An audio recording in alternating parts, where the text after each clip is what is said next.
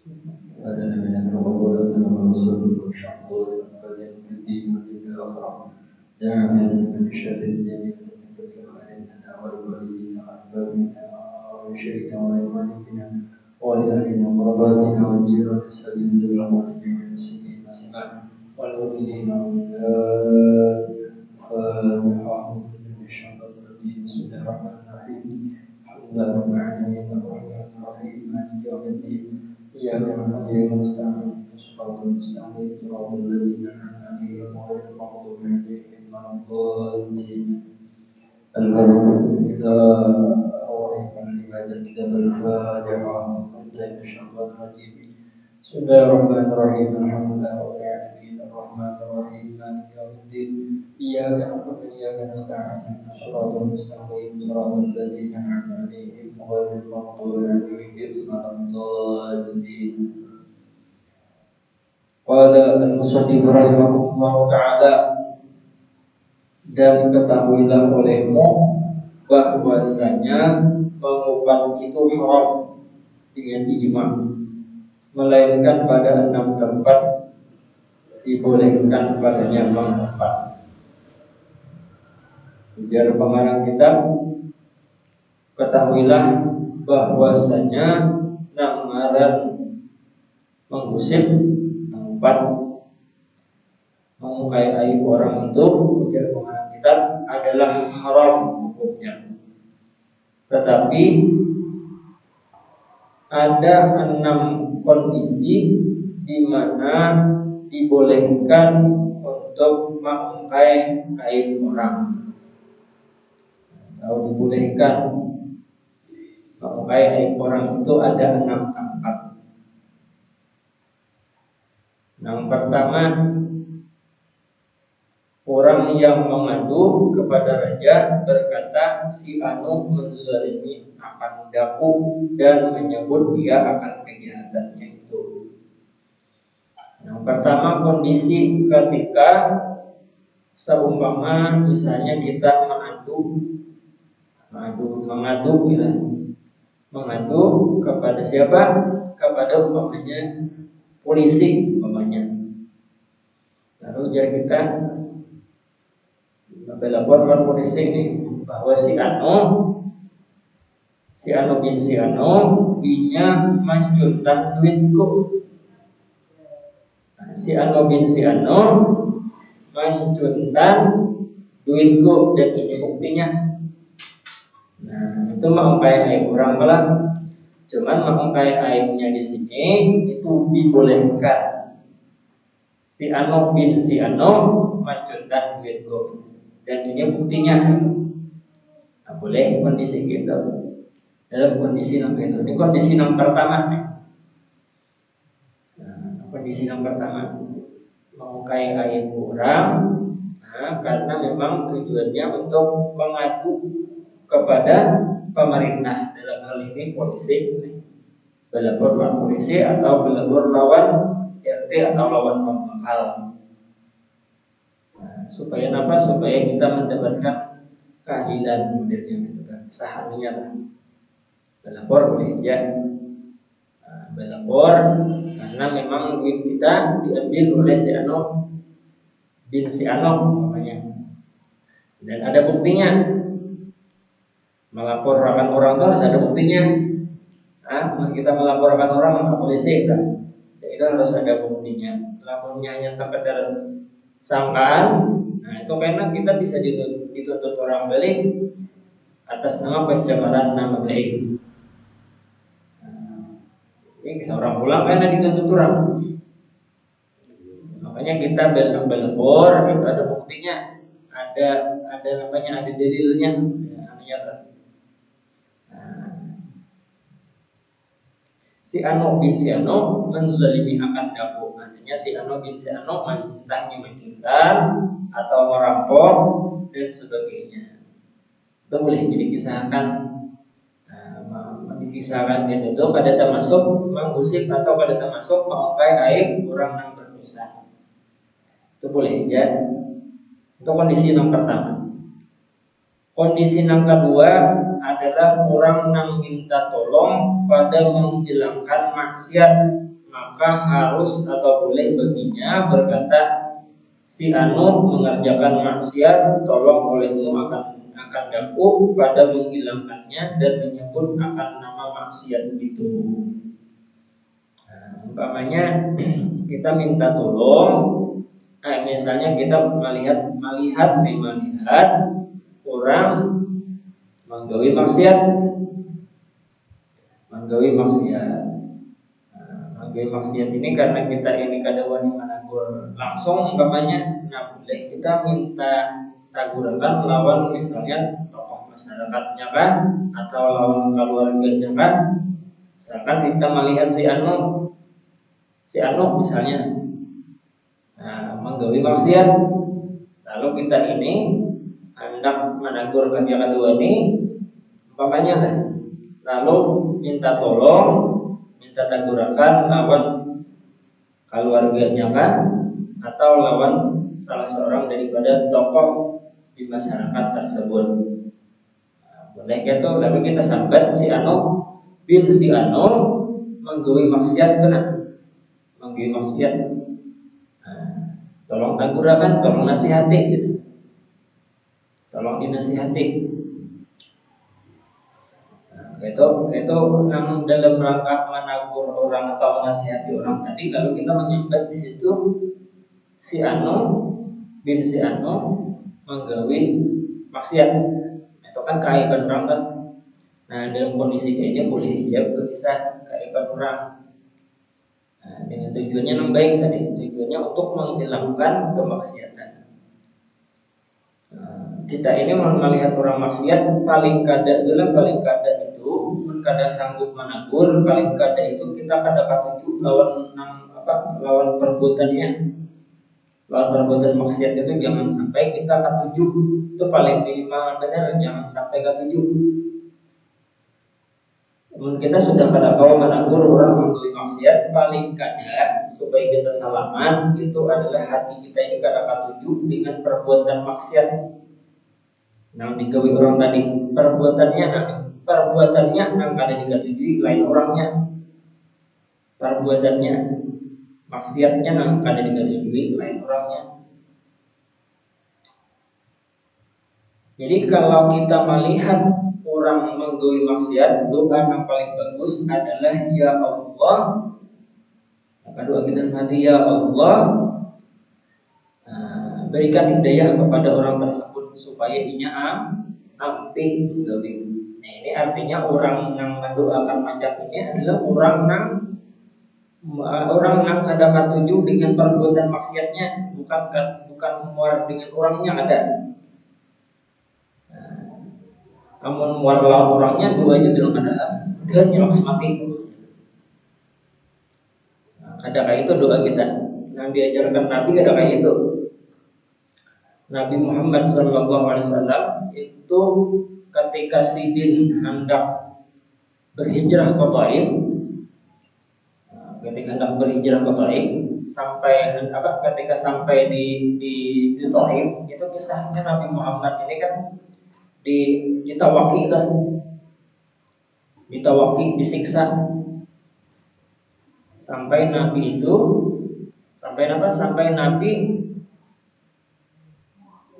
kada jadi bagian dari Taif karena mendapatkan siksa yang luar biasa dari penduduk Taif. Sambutannya kada bagus.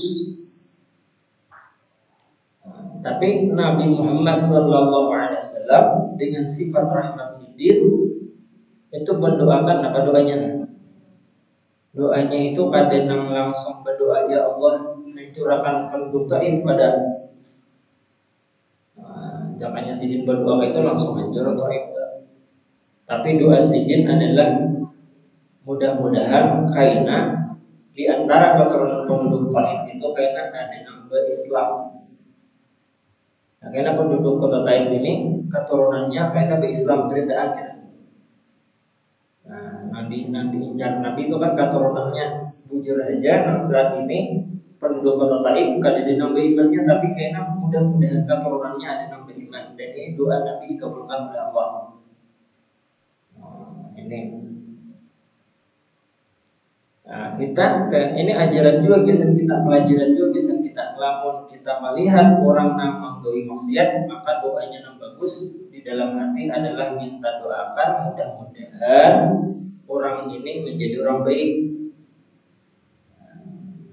Mudah-mudahan orang ini menjadi orang baik. Jangan didoakan ya nasibnya sial, akas mati, jangan.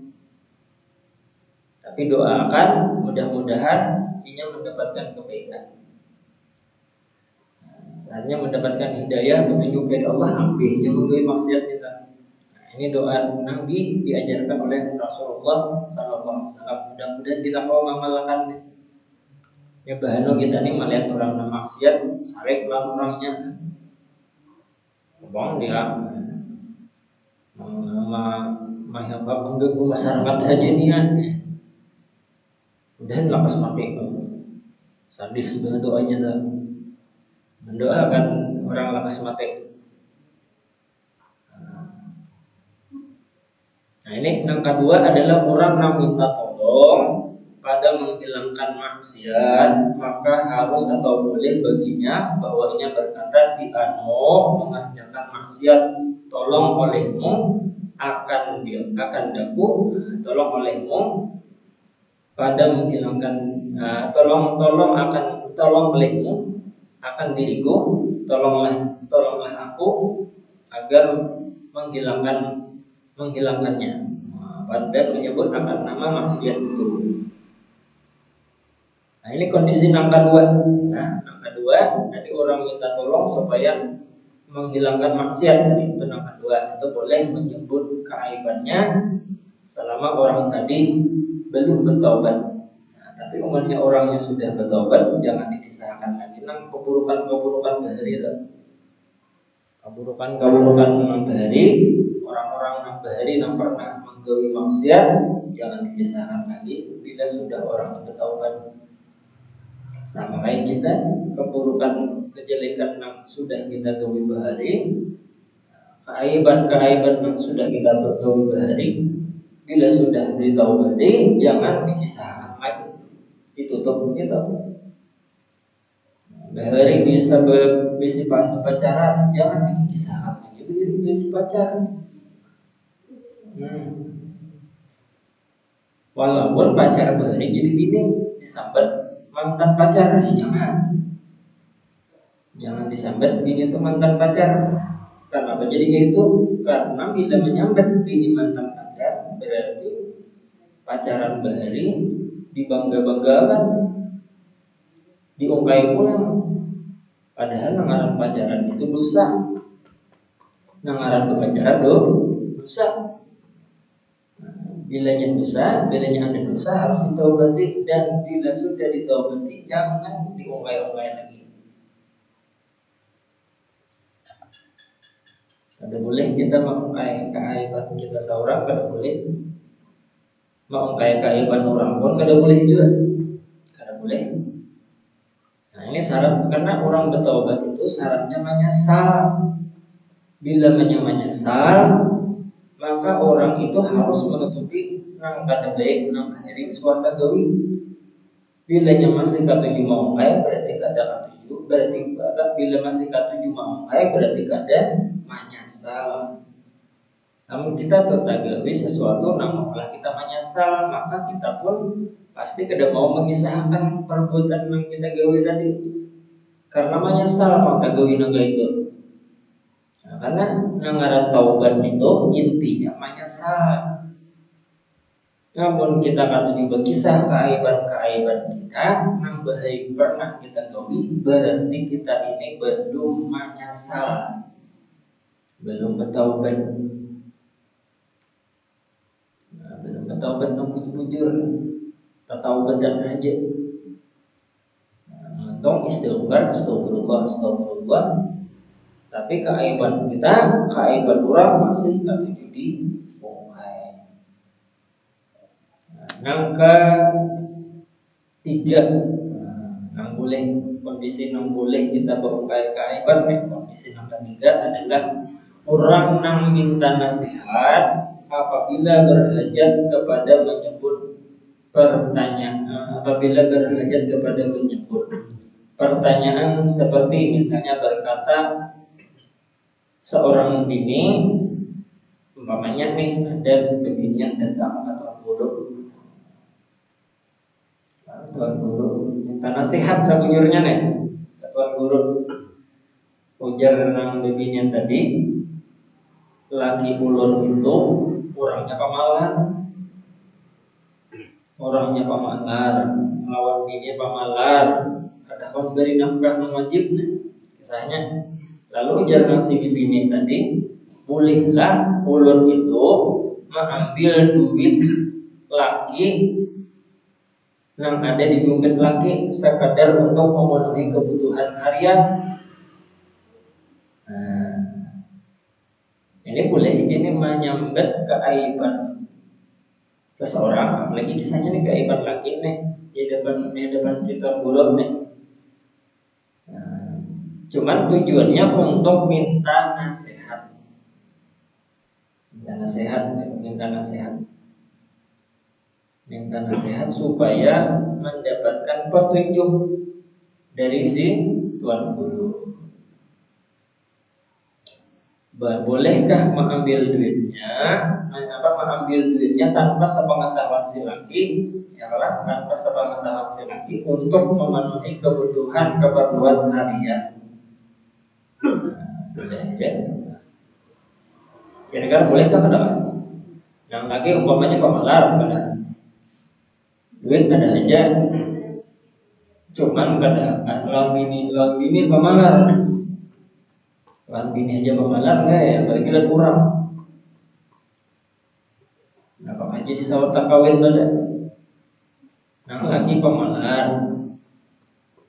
Jadi jarang bini, bolehlah ulun ini mengambil duit, makanya di dompet laki tanpa sepengetahuan si laki, untuk sekedar untuk memenuhi keperluan harian supaya kau makan itu benar ya. Supaya kau makan itu benar ya. Saban hari kau makan gitu. Bolehkah? Maka harus boleh aku ambil daripada hartanya setengah daripada yang memadai bagiku. Nah, ini boleh aja. Yang kita bahas ini adalah menyambat keaiban laki kepada orang lain, kepada si tuan guru untuk mendapatkan petunjuk ini. Nah, ini kita bahas. Salah atau boleh atau padanya mengambil itu tuh memang lain lagi bahasannya. Kita membahas mengungkap aibnya ini. Nah, di sini boleh mengungkap keaiban laki untuk mendapatkan petunjuk daripada si tuan guru.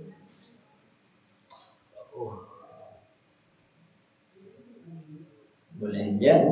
Tujuannya supaya apa? Supaya mendapatkan nasihat, petunjuk, supaya kada salah ya kan?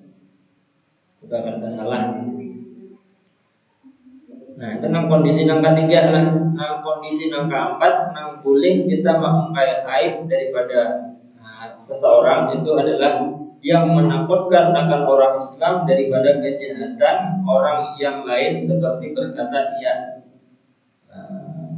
perempuan itu jahat kelakuannya, maka jangan engkau berkawin dengan dia, dan menyebut dia akan nama kejahatan itu. Umpamanya orang hendak kawin, ya kisahnya nih, orang hendak kawin, si A hendak kawin dengan si B, si A ini lelakiannya, si B bebiniannya.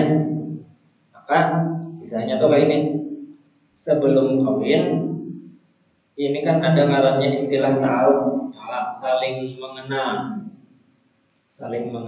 Nah, di situ ketika posisi si A dan si B ini hendak kawin, itu harus tahu masing-masing keduanya itu harus diberitahu kekurangan dan kelebihan masing-masing. Si B bebiniannya ini harus tahu kekurangan lelakiannya di mana, kelebihan lelakiannya di mana. Sedangkan si A itu harus tahu juga kelebihan si bebiniannya di mana, kekurangannya di mana. Supaya karena waktu menikah, sudah menikah ada dapatnya salah.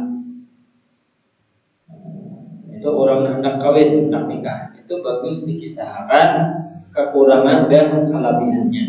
Jadi Jadi mengungkai keaiban, kekurangan orang lain ketika ia hendak menikah dengan seorang perempuan, lalu disambat misalnya lelakiannya kurangnya di sini, kelebihannya di sini. Nah itu boleh, bahkan harus dikisahkan supaya karena waktu waktu sudah jadi suami istri kan ada banyak penyesalan, ada penyesalannya. Artinya sudah tahu aja bahwa ini orangnya kayak gini, wah, masih beginian. Nah, itu namanya lelakian tahu juga sudah bahwa si calon bini ini orangnya kayak gini. Makanya pointannya tuh, misalnya pointan dominiannya tuh menyambat bahwa anak punya tuh kada bisa bermasak, hakon lagi tetap kawin dan anakku. Jadi itu pointannya itu kan berdosa. Mau kayak aib si anak itu kan berdosa karena itu pengakurangan anak kan. Atau umpamanya ujar pointan lelakiannya anak kolon ini belum bisa mencari duit lagi. Nah, itu kan kekurangan biasa. Nah, kolon masih ya tenang. Biar anak kolon. Nah, orangnya ini belum begawi lagi umpamanya atau kan kekurangan. Nah, namanya orangnya sama-sama hakon pada bapak tarus saja. Nah, ini ngarannya taruh, ngarannya saling mengenal. Nah, ini di dalam agama kita ini sesuatu yang ditekankan benar untuk orang yang hendak kawin nih, supaya kayaknya kan ada saling penyesalan keduanya. Boleh aja yang kondisi kayak ini boleh aja. Atau misalnya kita hendak ada kawan lelakian yang kawin sama seorang perempuan, cuma kita ini tahu bahwa si perempuan ini kelakuannya ada bagus. PSK umpamanya kalau beginiannya nih. Umpamanya nih. Nah, lalu kita kisahkan kawan-kawan kita bahwa orangnya ini kelakuannya kayak gini, tetap lagi kemampuan menikahi si beginiannya nih. Umpamanya tak. Nah, umurnya sudah diberitahu kayak itu, kita memberitahu kayak ini kita ada berdosa. Nah, ada berdosa karena tujuan kita itu supaya kawan lelakian ini kan ada penyesalan karena sudah nikah, karena sudah diberitahu dia tetap nikah. Nah, itu resikonya tetap nikah mau si beginian tadi umpamanya. Nah, itu kondisi yang kedua, kondisi yang keempat. Keempat di mana kita boleh mengisahkan keaiban orang.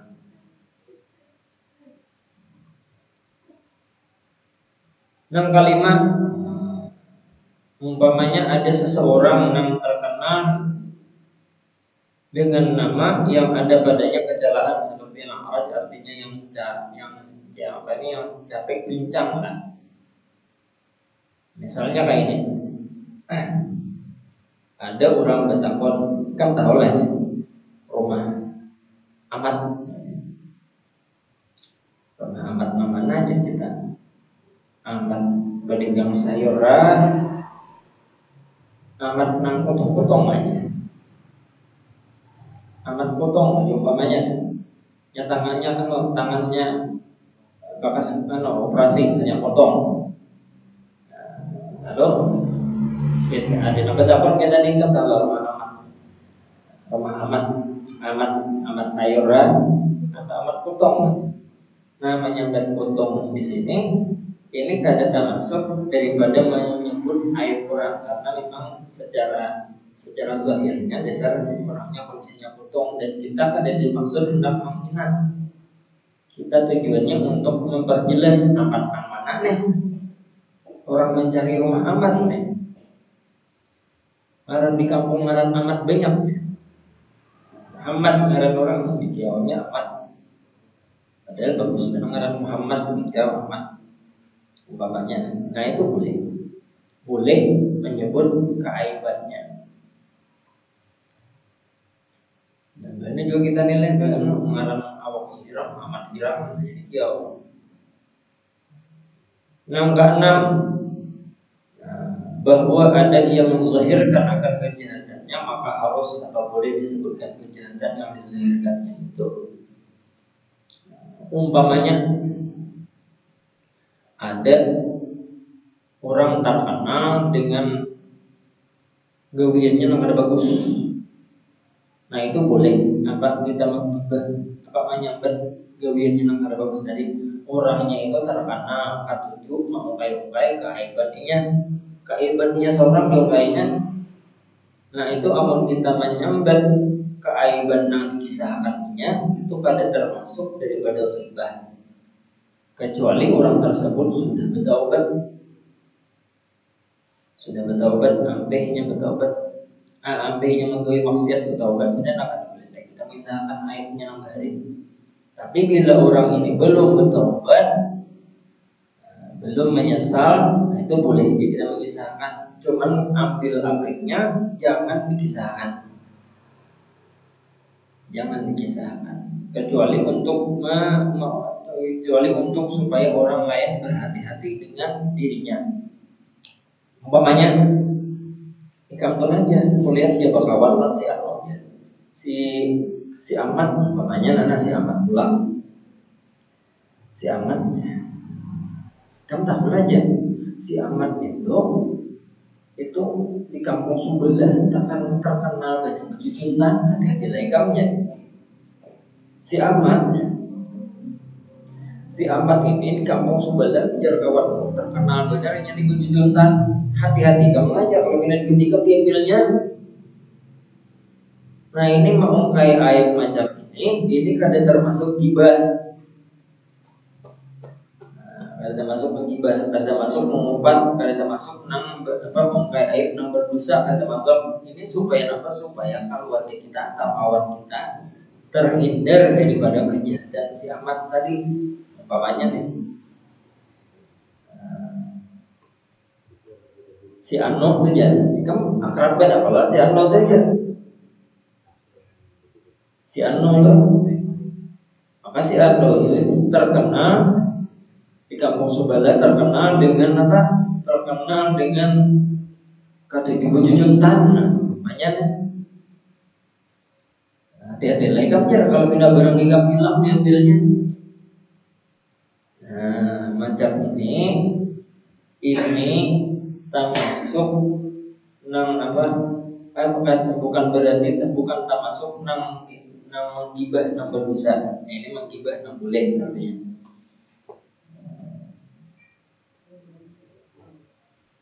Nah ini dalam kondisi gini. Tapi kalau orangnya sudah bertaubat, sudah minta ampun lawan Allah, kada menggawi lagi, maka kan dosa kada boleh lagi dikisahkan si amat ini kada diwujudkan tadi.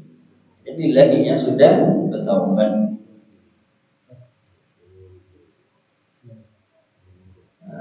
jadi afdal bila yang kada dapat keperluan karena akan dosa dikisahkan, kecuali dalam kondisi yang kayak tadi. Tujuannya untuk berhati-hati. Dan ketahuilah olehmu bahwasanya obat yang menegahkan daripada mengumpat itu bahwa engkau berpikir pada janji siksa yang datang daripada Nabi Muhammad SAW, seperti dipindahkan kebajikan orang yang mengumpat kepada suratan atau lembaran tulisan amal orang yang diumpatnya. Dan ketahuilah ujar pengarang kitab bahwasanya obat yang menegahkan, artinya obat supaya kita ini jangan cuma musik mengumpat keaiban orang di luar dari anak kondisi yang tadi itu memikirkan bahwa orang yang ketujuh mengumbar aib orang itu kaitan mendapat siksa, mendapatkan azab yang dahsyat luar biasa. Orang yang ketujuh, orang yang gawiannya mengumbar keaiban orang lain, ini mendapatkan siksa yang luar biasa, siksa yang dahsyat. Karena dosanya ini kada kegampangan. yang datang daripada Nabi Muhammad SAW seperti dipindahkannya kebajikan orang yang mengumpat kepada lembaran atau tulisan amal orang yang diumpat. Jadi amun gawian kita ketujuh benar bohong kayak ayam orang itu kayaknya pahala amal kita tuh habis dipindahkan kepada orang yang kita sampai ruginya bang hidup. Sembahyang rajin, hadir pengajian rajin, hadir majelis taklim rajin, bagus aja itu terusakan aja. Cuman amunnya gawian kita di luar itu masih ada batu juga sesambat lawan orang, maka pahala nang kita apakah amal ibadah nang kita gawi tadi pahalanya berpindah ke orang nang kita sambati.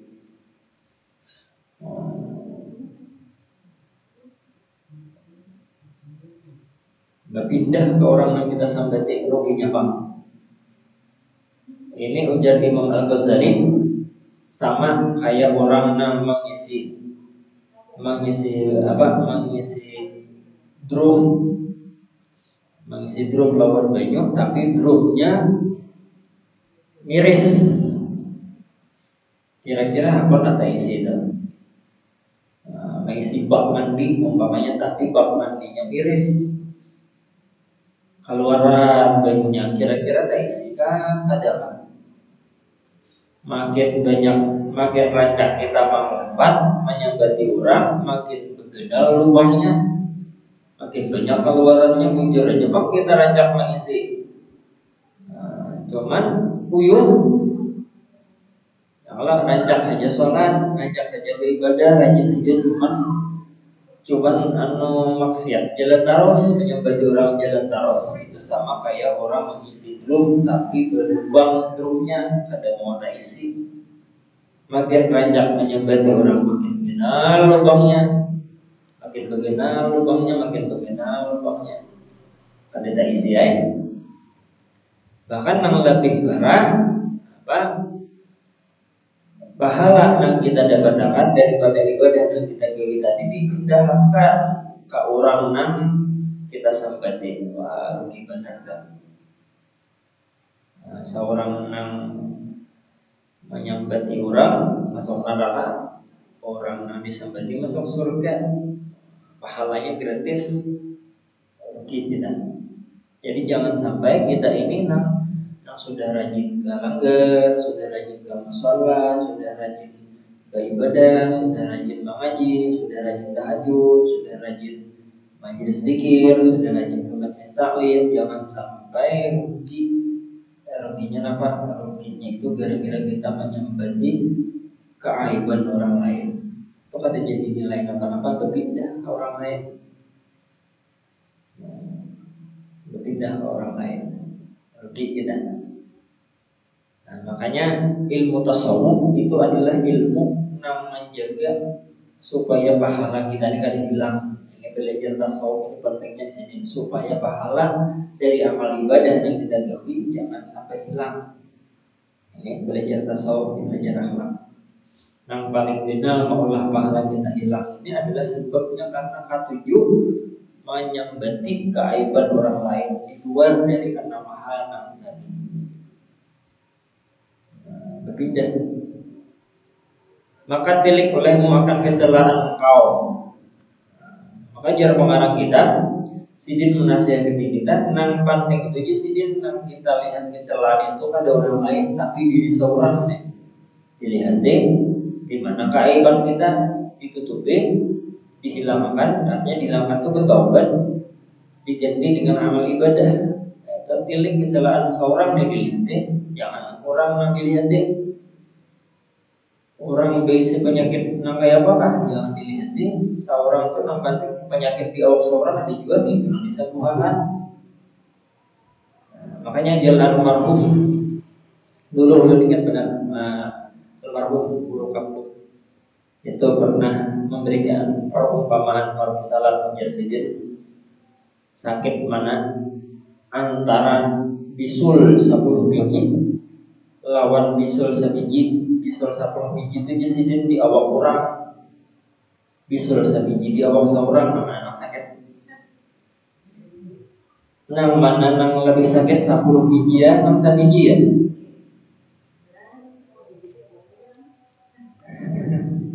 Wajar sidet dan perumpamannya.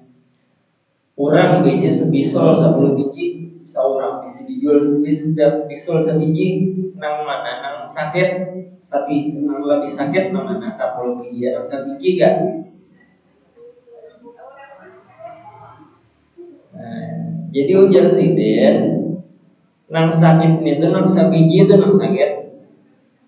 Nang 10 biji itu kan sakit. Ya orang juga merasakan.